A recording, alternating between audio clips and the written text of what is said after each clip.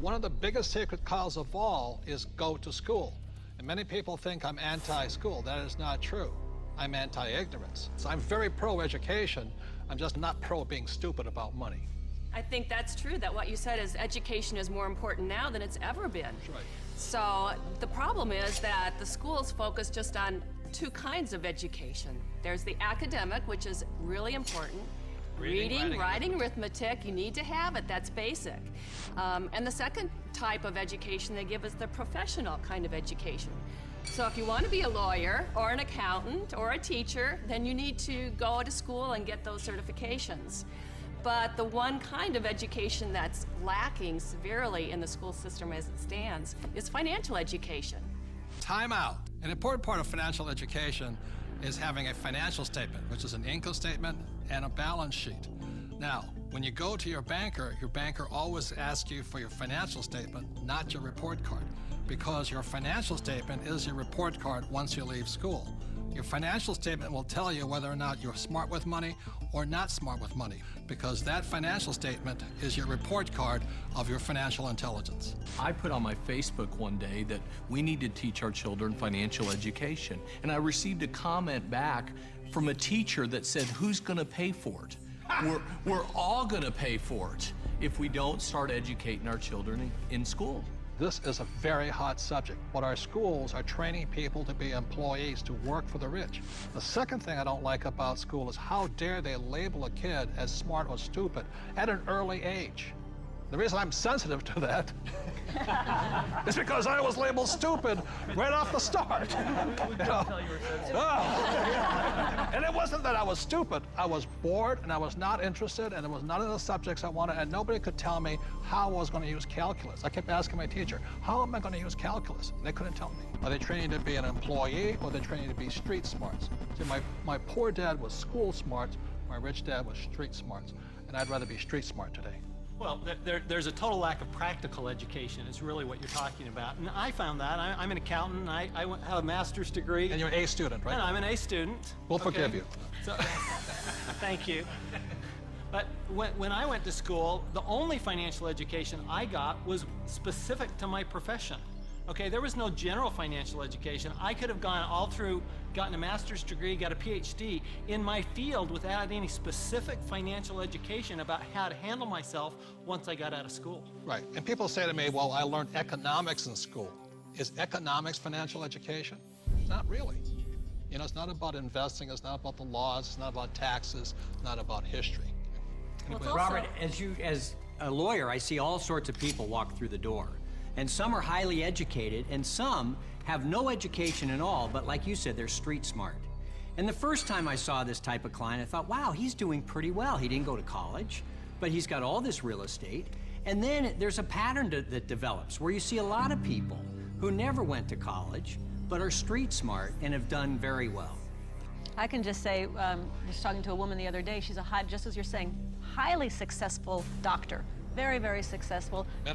Medical doctor, very smart in so many ways, but when we were talking, she finally looked at me and she said, oh my God, she goes, I have not a clue about my money. She's 45 years old, not a clue. And you think that because they're successful, they know something about money, but so many people don't, because so many of us haven't had the education. School puts us in a culture of dependence. We depend on three things. We depend on a corporation to take care of us, or we depend on government to take care of us.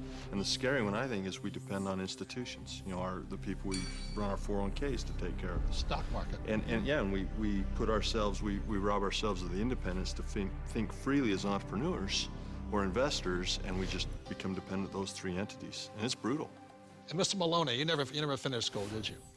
No. I failed school, but more than that, school failed me. I was dyslexic. They didn't know what it was back then, but basically, I was just like you, bored stiff. I got put in all the remedial classes, so I was in with the dumb kids, basically. They weren't teaching me anything I wanted to learn or anything that I would ever use in my lifetime. And the reason I bring up Michael, most people agree he's probably the smartest guy on this team. And the problem was, again, Anita says, there's three kinds of education. There's academic, reading, writing, arithmetic. There's professional, become a doctor, a lawyer, in my case, a pilot. And number three is financial. But Michael was put back because of academics, because you can't read, right? Right. So how did you learn how to read? Oh, well, Apple came out with OS 10 at the beginning of the last decade. And you can just select text and hit a button and the computer reads to you. Most people don't know it's built into the operating system. But more, I developed a passion for global finance and economics, and monetary history especially. And passion drives you. Now we can't shut him up anymore. So I'm gonna blame Apple for that. School is a solo game. I didn't do well in school. I did very well in sports. And in sports, you learn to compete. You learn to deal with pressure, teams, goals. And school is more so individually. I'm competing against everybody, and teamwork is cheating in school. Some of us cheated better than others. And I'll just say last thing about school and money, which is a sacred cow. One of the things that really upsets me about schools and money is this. In America, schools are based upon real estate tax. In other words, if you come from a rich neighborhood, the real estate tax pays for better schools. If you're from a poor neighborhood, you get less money. So anytime somebody tells me schooling is about being fair, that is, when I look at the numbers side of it, is if you're poor, you're getting the worst possible education. And to me, that is cruelty. So how does a person learn about money? How does a person increase their financial intelligence? This diagram, called the cone of learning, provides some interesting clues. The cone of learning was created by an educational researcher named Mr. Dale in 1969. And what he found is that the worst way to learn is by reading or listening to a lecture.